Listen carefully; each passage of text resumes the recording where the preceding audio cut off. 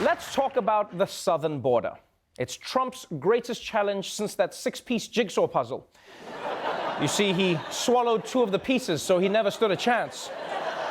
Trump has made the southern border his mission, and he said he's going to fix the border. But ironically, his policies have only exacerbated the backlog there. And this past weekend, it may have reached its worst point yet. Crisis at the border. Customs and Border Protection officials say they are overwhelmed and over capacity. The immigration system is past the breaking point because of a surge of families from Central America asking for asylum. Last month, more than 75,000 people were apprehended, the highest in over a decade. Homeland Security Secretary Kirstjen Nielsen called the surge of migrant arrivals a dire situation and said the agency is facing a system-wide meltdown. The El Paso sector saw such a spike in migrants that last week officials here say they were forced to house some of them under this border bridge. They've now been moved to another facility. Wow. There were so many migrants that they had to be kept under a bridge. That is messed up because there's no place worse than under a bridge, all right? Yeah, bridges, the under part makes everything sadder, okay? Birthday party, fun. Birthday party under a bridge, sad, okay? Marriage proposal, romantic. Marriage proposal under a bridge, the opening of Law & Order SVU. Now, part of the reason that there are so many migrants coming up is that their home countries are plagued by violence and people don't have money. And when Trump heard this, he decided to help them out by getting rid of all their money problems once and for all.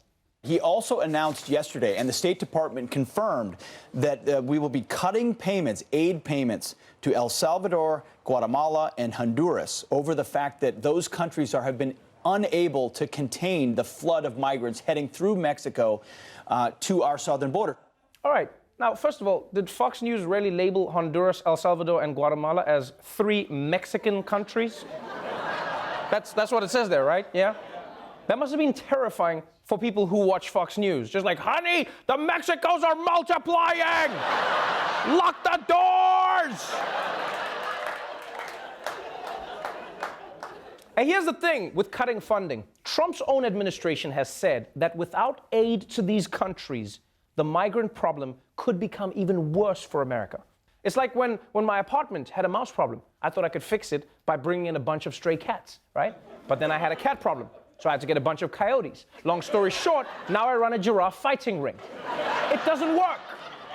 And for the people who are worried that Trump is only going to increase the number of migrants, don't worry, the president already has a solution for that. He's going to slap a closed sign at the bottom of America. President Trump threatening to shut down the border as early as this week if he doesn't get what he wants. We have right now 2 big caravans coming up from Guatemala. Massive caravans. Now they're going to stop them. And if they don't stop them, we're closing the border. They'll close it. And we'll keep it closed for a long time. I'm not playing games. Why does Trump sound like a drunk guy who's about to fight Mexico in a parking lot? Don't try me, Mexico. I'm not playing games. You want to try me? Try me. Ah! Also, if you're wondering where Trump got the idea to close the southern border, it's probably something he took from his personal life. He was like, last month, Melania shut down her southern border, and it worked, folks. Now I wash both my hands before I eat.